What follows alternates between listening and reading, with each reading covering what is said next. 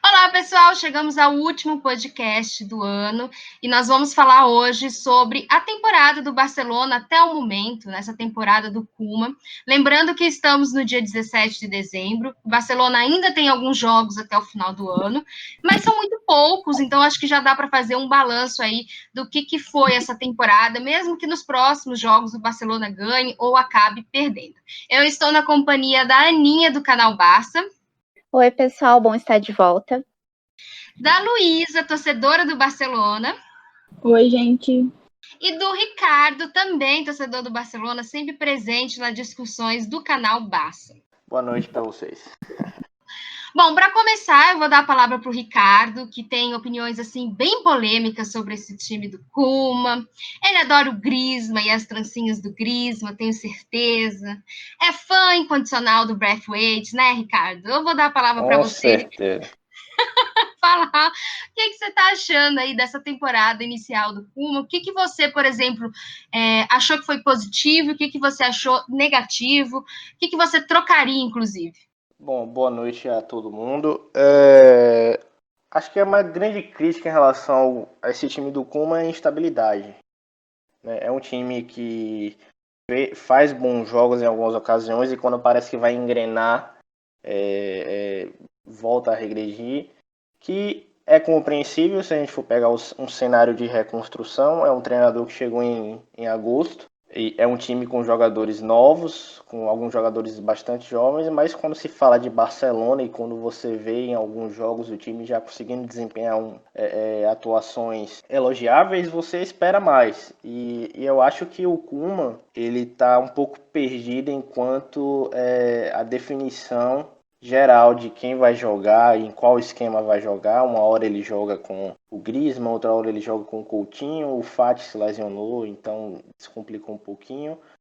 Mas seria bom se ele já pegasse e construísse certos pilares do time, né? Você tem o Messi e você não tem mais ninguém. O Messi, Stegen, mais ninguém. Ninguém é garantido ali. O De Jong chega próximo dessa titularidade absoluta, mas fora esses dois, você não vê um Barcelona definível. Você vê um Barcelona volátil. Às vezes joga o Pedri, às vezes joga o Coutinho, às vezes joga o Busquets, às vezes joga o Griezmann. O Bright White é tão volátil que até o Bright White teve seu tempinho de titularidade. Então é um time que precisa definir melhor como vai jogar e com que peças vai jogar. Quais são as peças principais? Essa é a minha maior crítica. E o Koeman também não dá segurança para os jogadores, né? Uma hora ele bota o Pedri, parecia que o Pedri seria o dono do meio campo, de repente o Pedri parou um pouquinho de ser titular, agora é o Bright White que tá, antes era o Griezmann, né? O Coutinho perdeu espaço depois da lesão. Então são coisas que mais cedo ou mais tarde ele vai ter que se atentar, se quiser ficar no cargo. E você já tem, assim, por exemplo, uma definição do que seriam os seus 11 ideais? Porque, por exemplo, o Koeman não tem, né? Ele é o pardalzinho holandês. Por exemplo, no ataque, quem você escolheria? Assim, para ser os seus titulares, não ficar trocando toda hora. O Barcelona, para começo de conversa, nem joga no esquema que eu acho ideal, né? Mas tudo bem. Eu gosto muito de ver o Messi e o Griezmann centralizados, como foi contra a Juventus e contra o Alavés. Às vezes o Griezmann sendo 10, às vezes o Messi sendo 10. E aí revezam essa função de 10 e 9. E eu queria ver o Pedro e o Coutinho nesse time, até o retorno do Fati. Eu queria ver esse quarteto. Eu acho que o Pjanic, fora agora do ataque, né? Vindo mais pro meio campo. O Pjanic, ele começou a oscilar. E isso põe em xeque quem é que deve jogar ao lado do De Jong, se é o Pjanic, se é o Busquets. Eu acho que o time perde muito na saída de bola sem o Busquets. Acho que fica instável. Mas também ganha em questões de intensidade física e segurança com o Pjanic. E a defesa, eu não... Acho que é Piqué, Lenglet, apesar dos meninos, o Mingueza e o Araújo terem sido boas surpresas. Alba e Dash, né? Mas, assim, o Barcelona ainda é um time muito verde, digamos assim, não está maduro ainda para você definir cravando quem é que vai ser titular ou não. Eu tenho essa suposição, né? Mas lógico que daqui a um mês, 2 meses eu posso incluir outro jogador aí, posso achar que outro jogador deva ocupar o espaço de algum desses que eu citei, mas até aqui eu acho que esse seria o time ideal. Lembrando que o jogo da Juventus que você citou foi o primeiro. O primeiro. lá em Turim. E foi um dos Foi melhores. Pra mim foi o melhor jogo do Barcelona na temporada. Foi um jogo que o Barcelona enfrentou um adversário difícil, na casa do adversário, apesar de não ter torcida, mas é sempre diferente você não jogar na sua casa. E foi um jogo que o Barcelona poderia ter feito tranquilamente ali 3, 4, 5 gols, atuando e sendo merecedor de um resultado, né? Não foi um resultado em que o Barcelona achou bolas por acaso e fez gols. Não, o Barcelona construiu o resultado, né? Foi um resultado totalmente programado, né? O time fez por merecer aquele resultado, jogou bem, né? Além dos gols, além das finalizações, o time, a bola fluía, todos os jogadores participavam, né? Tanto que o Griezmann saiu daquela fase dark dele e conseguiu respirar por causa desse jogo, né? Então eu acho que coletivamente foi o melhor jogo do Barcelona e o esquema que melhor funcionou. Só para recapitular, então você, como a gente está sem os nossos pontas, né? Você jogaria então com Coutinho, Messi e Griezmann centralizado, e do outro lado Pedro, é isso? Isso. Um bom time. Só uma perguntinha para finalizar, Ricardo. Você iria atrás de um lateral na próxima temporada? Esquerdo? Lateral esquerda? Talvez pensando a longo prazo. Não acho que o Alba deva sair agora e na próxima temporada a gente jogar com outro. Eu acho que o Alba ainda tem aí pelo menos 2 ou 3 anos de contribuição para o Barcelona. Acho que ele passa por um momento ruim, mas que é um momento que é compreensível. Todos os jogadores de defesa do Barcelona caíram.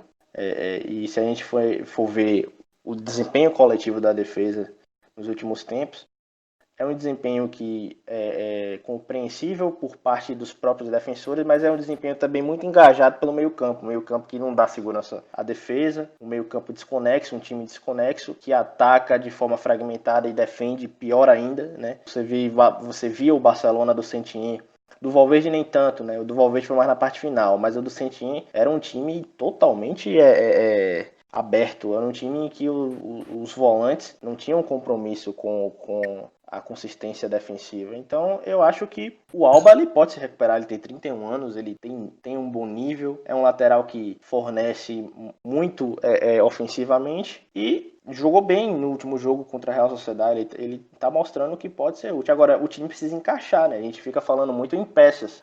Tal jogador, será que ainda rende e tal? Mas é porque não dá também para você exigir atuações individuais tão ricas e com um time que não funciona coletivamente, né? Primeiro a gente tem que consertar o coletivo, depois a gente pensa aí como os jogadores se desenvolvem individualmente.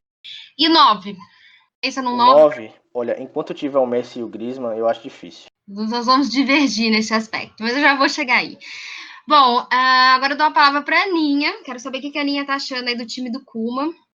Então, eu tenho alguns pontos a destacar sobre até agora a temporada do Koeman. Primeiro é o esquema tático, né? Eu acho que eu entendo que ele gosta de jogar no 4-2-3-1, só que é um esquema tático, como até o Ricardo estava falando agora, a nossa defesa, o esquema permite com que a defesa fique muito exposta. E a gente não tem aquela defesa ideal, né, composta, que dê uma segurança maior para o time, já algumas temporadas isso, né, e isso prejudica não só o desempenho da própria defesa, mas no meio campo também. E nesses últimos jogos que o Koeman jogou no 4-3-3, eu acho que o time ficou mais encorpado, digamos assim, eu acho que funcionou um pouco melhor.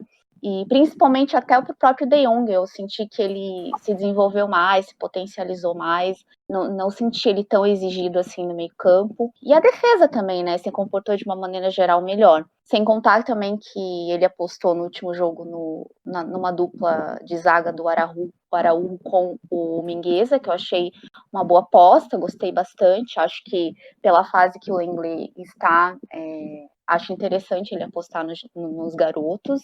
E, no geral, assim, essa questão também já pontuada pelo Ricardo da instabilidade do time, sim, eu acho que é natural, por ter muito enfim, por ser um time que ele pegou nessa temporada, ter bastante jovens, né? Bastante não, né? Mas alguns jovens na equipe. Mas essa questão, assim, a gente até reclamava de algumas temporadas atrás que, por exemplo, o próprio Valverde insistia sempre nos mesmos jogadores, né? A gente falou, poxa, mas sempre joga o Rakitic, sempre joga ele, tá, o fulano, ciclano.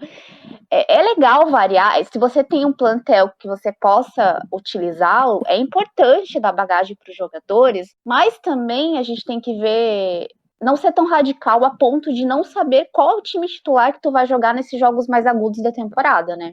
Que ainda não chegaram, se a gente for ver. Por exemplo, jogos de Champions League no mata-mata.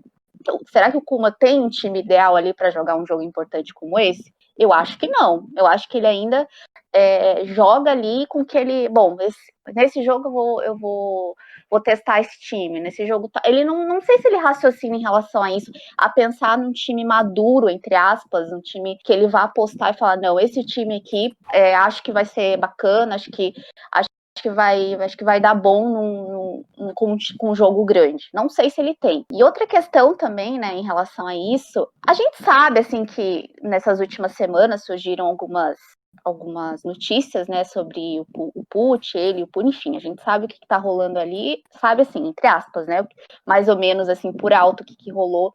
Mas ele, como um técnico de um time grande como o Barcelona, ficar com esse, não sei se é picuinha, mas assim, com esse receio de jogar com um jogador que eu acho que pode ser importante para o sistema tático, para o meio-campo. Porque às vezes, por exemplo, o Pjanic, o Ricardo até destacou, o Pjanic ele deu uma baixada de rendimento realmente nesses últimos jogos.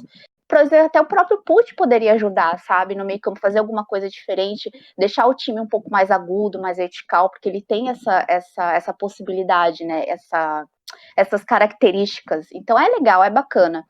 Achei que no meio-campo, por exemplo, o Busquets deu uma boa melhorada, né, no último jogo, por exemplo, achei que ele fez um jogo muito bom no meio-campo, ajudou bastante o De Jong, mas talvez não é sempre que ele vai estar nesse nível, né?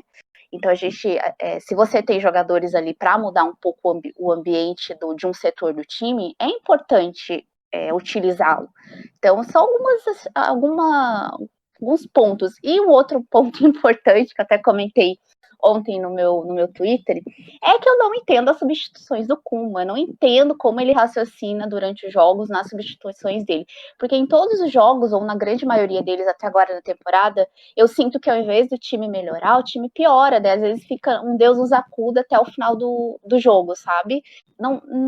Às vezes até, por exemplo, para segurar o resultado, ou quando ele precisa de um resultado, vamos supor, ele vai colocando um monte de atacantes, vai desfazendo do meio campo, vai colocando vários atacantes, vai substituindo por vários atacantes o time, e fica uma coisa totalmente, às vezes, regulada ali, o time não consegue funcionar, porque é uma coisa meio que, tipo, vamos todo mundo para ataque, e o resto que fica ali para trás. Ou, às vezes, por exemplo, ontem mesmo, não entendi as substituições dele, assim, enfim, eu não entendo ainda como que ele pensa em relação a isso. Então, o meu receio, por exemplo, num jogo muito grande, sei lá, até no próprio mata-mata de Champions, o time precisa de uma coisa diferente, precisa de, sei lá, levou um gol e precisa mudar, sabe?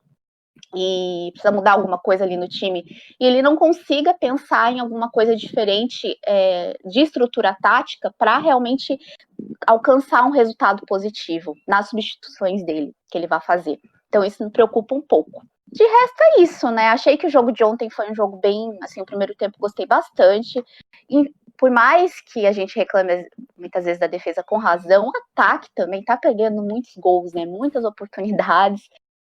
Às vezes uma sorte do Griezmann, enfim, o Braithwaite, a gente não tem o 9, é o 9 que nós temos, né? Então, assim, a gente não pode exigir dele, eu acho ele muito esforçado e tal, mas tecnicamente a gente sabe que ele não é um 9 ideal para o time, mas é o que realmente, né, a gente tá podendo contar no time com 9. Ele tenta bastante e tal, mas às vezes não é, né, o ideal ali pro ataque funcionar muito bem. Enfim, pode falar. Não, eu ia te perguntar se você traria um 9. Olha, nas atuais circunstâncias do clube, economicamente, eu não sei se é possível, né, viável, com toda essa troca de diretoria acontecendo também, mas aí se a gente for pensar no mercado, qual 9 estaria disponível, digamos assim, em janeiro, né, na janela de transferências de inverno, de janeiro lá. Então tem que pensar, porque se for para pegar um 9 qualquer, eu acho que não, daí eu acho que é melhor não. Tem o 9 da cota holandesa, né, o DPM. Então, o que sempre tá sendo especulado, né? Pois é, mas o Depay, não sei, eu fico em dúvida entre sim e não, porque o Depay não é aquele 9, tipo, como o Suárez era, né?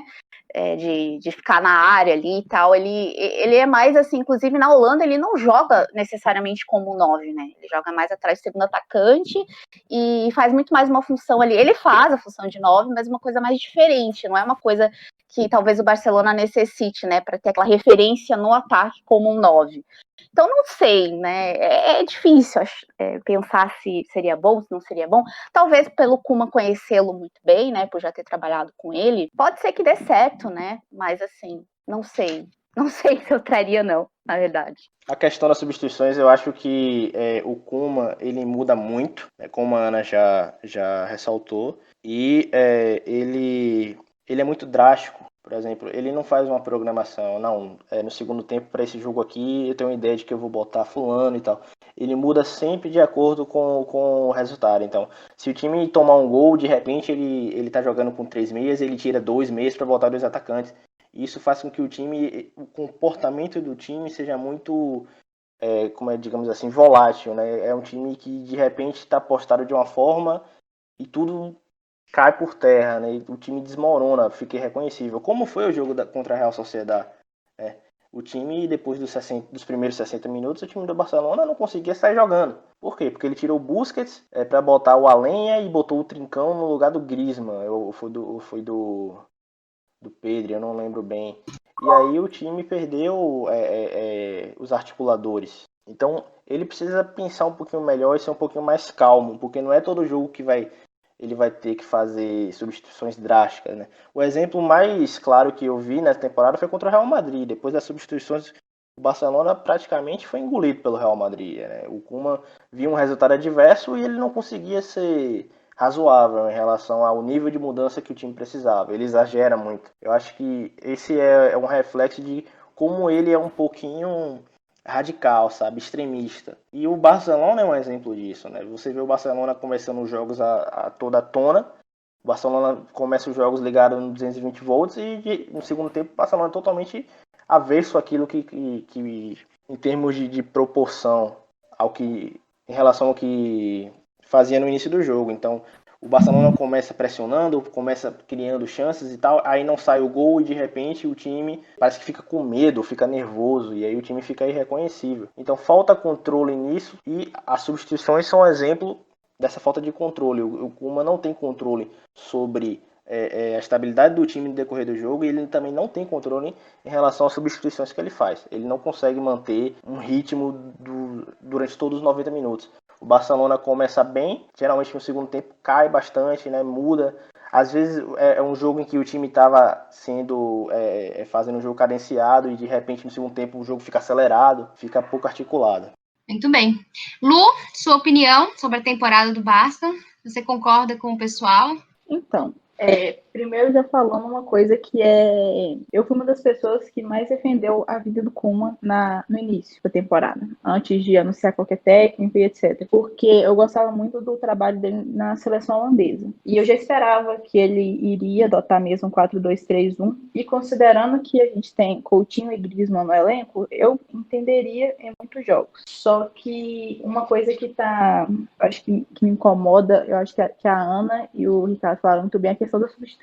Por exemplo, acho que foi no jogo contra o Levante, a gente ganhando de 1-0 e no final ele trocou com o Titi. Tipo, ele começa a fazer substituições meio que às vezes para segurar o resultado. E, assim, eu não gosto de ver. Eu gosto quando o Barcelona joga para frente, buscando sempre gol e etc. Só que às vezes parece que ele se contenta com pouco. Outra coisa também é que os primeiros jogos do Barcelona na temporada me agradaram muito. E foi meio... Eu não esperava, porque por ser os primeiros jogos com um novo técnico e com alguns jogadores novos, como o Pedri, o Trincão e o Coutinho voltando também. E o Pjanic chegou depois, porque ele estava com Covid. Mas, assim, me agradou muito, principalmente o Coutinho, no início da temporada. Mas aí veio a lesão e ele acabou... Nos últimos jogos ele não foi bem, o que eu até entendo. O Koeman não colocando ele titular, mas essa instabilidade do Barça é aquilo. Acho que todo mundo esperava, mas a gente não esperava, acho que ninguém esperava tanto assim, porque igual o último jogo, acho que o maior exemplo é o último jogo, que é a própria instabilidade durante os 90 minutos, foram 45 minutos do primeiro tempo sensacionais. Eu acho que realmente foi o melhor primeiro tempo do Barça na temporada, ou talvez esse ano, que realmente com o Setien, o Barcelona de Setien era sofrível de ver, mas o segundo tempo parece que eles não voltaram. Parece que o time ficou lá no vestiário e não dá para entender. Parece que em muitos jogos o desempenho do Barcelona nesse segundo tempo foi parecido com o desempenho em outros jogos, principalmente contra a Juve no Camp Nou, que eu não cheguei a ver o jogo ao vivo, eu vi só uns lances bem depois, que eu não queria passar muita raiva, mas a sensação de que, não sei, parece que os jogadores entram meio que desligados, meio que alheios à partida, às vezes parece. E essa falta de desatenção, ela não é incomum, né, ao time. Sim, é uma coisa que se repetiu em vários jogos, contra o próprio Cádiz, que é aquela derrota que foi ridícula, que realmente o desempenho do Barcelona foi pífio. E patético. Sim, e é uma coisa que eu esperava, por exemplo, eu até brincava que eu ia esperar até dezembro para começar a criticar o Koeman, e a gente está em dezembro. Então, assim, não, agora pode. Porque eu achava que a esse ponto acho que a gente conseguiria ver um desempenho melhor, uma evolução, mesmo que pequena, mas uma evolução coletiva do Barça. Mas muitas vezes, igual no jogo contra o Levante, a gente ainda continua dependendo do Messi, que o Messi consiga uma arrancada, que ele consiga driblar sei lá quantos defensores e fazer um chute espetacular. Só que assim, né, a gente teve jogos da Champions sem o Messi, que o time jogou muito bem. Mas a gente esquece um pouquinho também que é um time sem pressão, né? E esse time que joga aí constantemente como titulares, é um time que sofre muito de pressão, né? E isso acaba, acho que talvez, interferindo também. Bom, uma das coisas que tá me incomodando nos últimos jogos, assim, por mais que eu esperava do Koeman, o 4-2-3-1, ser a opção prioritária dele, mas eu acho que muitas vezes não tá funcionando. E eu acho que ele tá sendo muito teimoso. Acho que a palavra certa é isso, ele tá sendo teimoso em não querer mudar. E eu acho que até, igual a situação de que a gente tá sem pontas no momento, seria até, tipo assim, eu entenderia até ele jogar num 4-4-2. Então, assim, para mim, eu acho que o maior problema dele é isso. Tipo assim, o Ricardo até falou uma coisa sobre as substituições dele, e é importante realmente mexer na formação durante os 90 minutos, só que às vezes parece que ele não é que ele substitui pensando nisso, parece que ele substitui meio que, tipo assim, ele tá dormindo durante o jogo, acorda, teve uma visão, um sonho e decide substituir. Então, como é isso? Eu acho que poder se adaptar melhor ao time que vai enfrentar. E até, eu acho que agora seria um momento de voltar para o 4-3-3, até porque a gente está com, por exemplo, jogadores que cresceram jogando esse estilo na base, acostumados com esse estilo, e depois realmente joga num estilo totalmente diferente no time principal. É uma coisa meio que vai levar um tempo a adaptação. Então, eu acho que, vendo que o 4-2-3 não está funcionando igual ele queria, seria talvez um momento de voltar para o 4-3-3 e em alguns jogos talvez um 4-4-2. Eu gosto do esquema do 4-4-2 também. Assim, não é meu esquema preferido, mas devido a essas circunstâncias, eu entenderia também.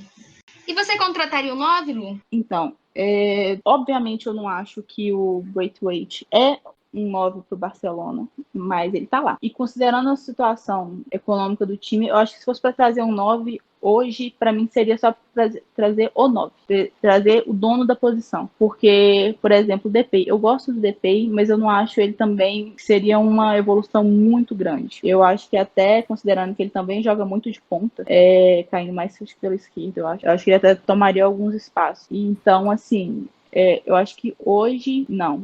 Eu priorizaria a defesa do time. Zagueiro e lateral esquerdo. Lateral para competir com o Alba. Não para tomar a posição dele, mas para competir. Muito bem. Bom, eu acho que vocês pontuaram bem todos os problemas que a gente tem. Eu fico um pouco besta com o Koeman, porque é uma pessoa que trabalhou com o Cruyff e dá tão pouco valor para o meio de campo, eu fico um pouco assustada. Assim, eu acho que ele simplesmente sucateou o meio de campo do Barcelona, que sempre foi um dos pontos altos do time, né? Então isso me preocupa muito. É devido ao esquema dele, sem dúvida, né? Que eu entendo que ele queira que o Barcelona faça pressão, mas uma pressão desorganizada, para mim, não é a melhor questão. Eu acho que o time ele sofre com a ausência do Ansu, ele sofre também com a ausência do Dembélé, embora a gente tenha questionamentos sobre o Dembélé. E não é nem extra-campo. Eu acho que em campo o Dembélé tem muitos problemas de tomada de decisão. Quando eu acho que ele tem que dar o passe, ele chuta. Quando eu acho que ele chuta, ele tem que dar o passe. A gente viu algumas coisas assim, semelhantes com o Ansu, mas a diferença é que o Ansu é muito mais novo que o Dembélé. E não sei, o Dembélé já está há algum tempo, eu acho que ele já deveria ter umas tomadas de decisões melhores.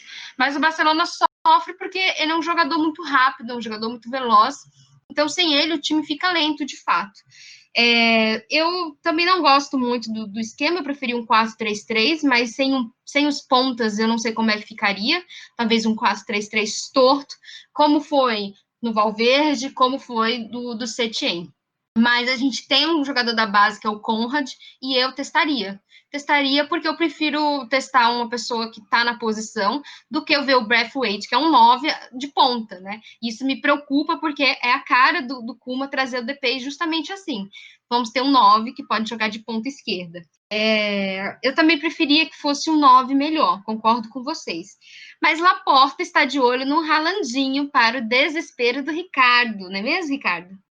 Não vejo necessidade nenhuma, mas enfim.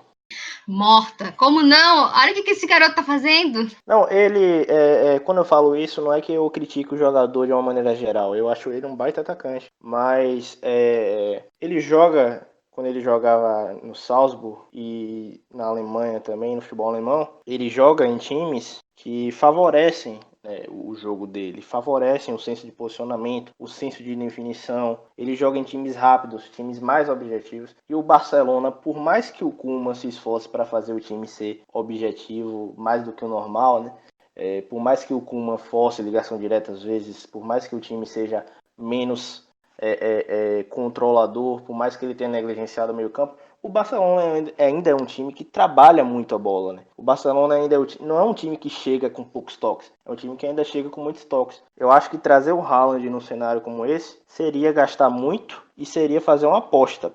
Pela qualidade que ele tem, pode ser que funcione, mas eu acho que ele teria muitas dificuldades em se adaptar e ele teria o desempenho muito comprometido.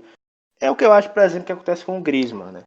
O Griezmann, ele precisa fazer muita coisa, ele precisa se deslocar muito, né? Ele não é referência. Então, o Griezmann está sendo super criticado. O Coutinho, desde a época que chegou, está sendo super criticado, porque os jogadores têm que se adequar ao estilo do time também. Eu acho que o Haaland teria muito problema para se adequar ao Barcelona. Não é um time que chega fácil, é um time que demora para definir as jogadas, e isso, para mim, desfavorece o futebol dele. Muito bem. Eu não sei se é uma loucura do Laporta, né? Porque tem uma questão toda financeira aí para trazer o Haaland. Não sei se a conversa de política em época de campanha. Mas eu concordo em relação ao estilo. Eu acho que ele pode se adaptar porque é um jogador novo. Eu lembro que muita gente falava a mesma coisa, por exemplo, do Suárez, quando o Suárez chegou. Você lembra, Ricardo? Lembro. A questão eu não estou nem envolvendo as dificuldades financeiras. Eu estou falando meramente aqui de questões técnicas. Acho que no cenário do Suárez, você tinha ali uma transição. O Barcelona estava com o Neymar já se consolidando, estava com o Messi se consolidando como ponta esquerda. Ponta direita. O Messi, até a chegada do Suárez, o Messi era ainda aquele meio que falso 9.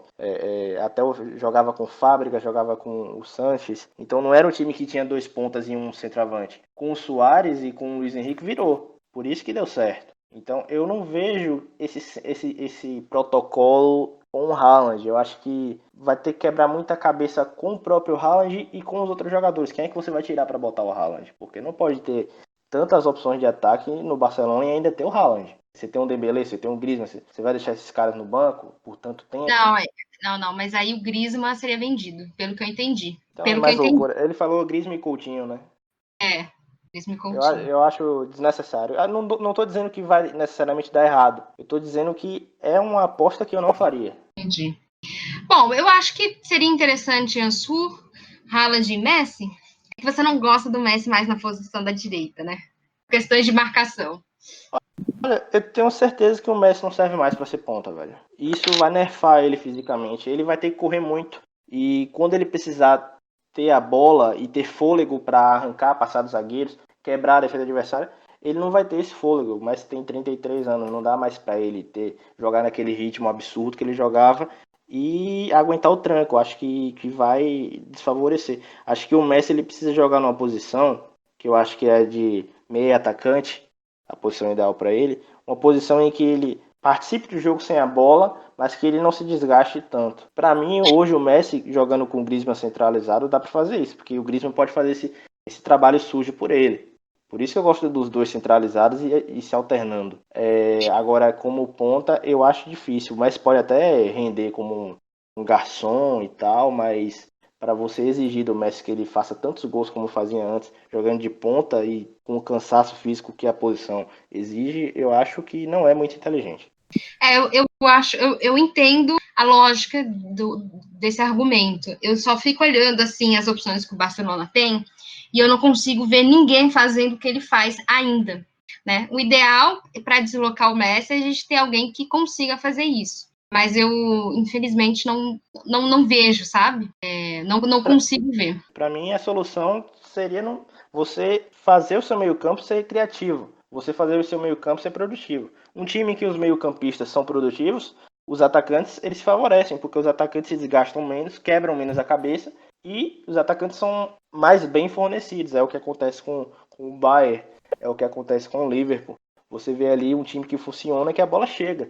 Lógico, os atacantes participam da criação. Uma hora, no futebol moderno, não tem time que atacante só recebe bola e meio campo só dá passe. Todos dão passe, todos finalizam. A questão é formar um padrão. O padrão no Barcelona hoje, e já há algum tempo, é Messi fazendo tudo, sendo um arco e flecha. Não é que o Messi vai só receber bolas, vai ficar responsável só por fazer os gols. Ele também vai participar da criação. O problema é, quando você desafoga ele de tantas responsabilidades, ele concentra melhor o que ele vai fazer e ele é mais agudo. Por isso que eu acho que a solução para essa questão no Messi é termos armadores que tirem esse peso dele das costas. Se você supre bem o seu ataque vai ficar mais confortável para fazer gols. Essa é a minha lógica, sabe? Então, para mim, a solução está em você investir em armadores. E o Barcelona tem, na minha opinião, esses jogadores. O Barcelona tem o Pedri, o Barcelona tem o Puig. Então, lógico, precisam de lapidação, precisam. Mas nem investir nos meninos a gente está investindo direito. Isso é verdade. O Puig mal joga, coitado. O Pedri joga, participa bem do jogo, mas não é numa função de meia central. O Pedri, no último jogo, jogou de falso 9. Parece que o Pedri estava sendo o cara para receber a bola e fazer os gols. O De Jong também, em vários momentos do jogo contra a Real Sociedade, foi assim. Então, eu acho que o Barcelona tem um material humano para desafogar o Messi, só que, infelizmente, as coisas ainda não estão sendo bem executadas. Muito bem, eu concordo. Ou ele vira um armador de vez, ou a gente vai ter que ter um armador para afogar o Messi. Nisso eu concordo com você. Em relação ao jogo do Real Sociedade, muita gente estava falando do 4-3-3, mas para mim, o que acontece muito é certa anarquia. Né? Fica todo mundo ali na beirada da área e supostamente a gente tem um esquema, mas sei lá, às vezes é muito estranho. Pedro, para mim, não estava ali no meio de campo. Tinha horas que realmente parecia até um falso 9. É muito estranho. Essa irregularidade do Koeman acontece até mesmo dentro do mesmo jogo. Não gera confiança, infelizmente. Bom, pessoal, eu queria agradecer. Não sei se vocês têm mais alguma coisa a comentar. Aninha, Lu. É isso aí, certinho. Acho que já falaram tudo já. Então, tá bom. Queria agradecer a presença do Ricardo. Obrigada aí por participar mais uma vez. Não deu para a gente perceber assim, tanto como você ama o Braithwaite, mas na próxima vez você falar mais dele.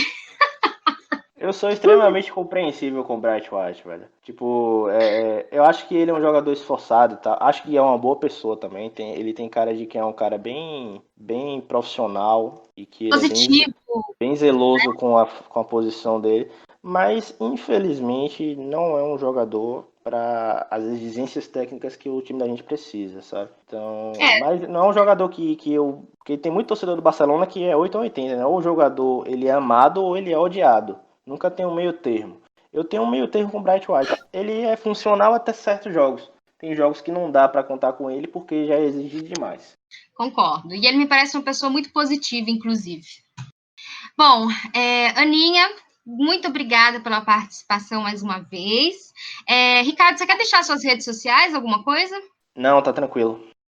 Então tá, ele quer continuar no anonimato. Aninha, Eu que agradeço a participação mais uma vez, sempre bom estar de volta. suas redes sociais, para quem quiser te seguir. Tudo Ana RFTS. Todas elas. Todas, Muito obrigada pela participação aí de última hora. Obrigada por ter topado. E deixa suas redes sociais para quem quiser te seguir. Eu que agradeço o convite, Mi. Foi um prazer. No Instagram é LuliSCXT e no Twitter é XMutantKidX. Bom, esse podcast é muito recente, mas tem uma audiência muito bacana, então eu quero agradecer, né, quem acompanhou a gente aí em 2020, um ano muito difícil, e que se Deus quiser 2021 vai ser muito melhor. Não sei se a gente vai parar, né, de ter vexames na Champions, mas que pelo menos a vida seja melhor em 2021. Muito obrigada a todos e a gente volta em breve.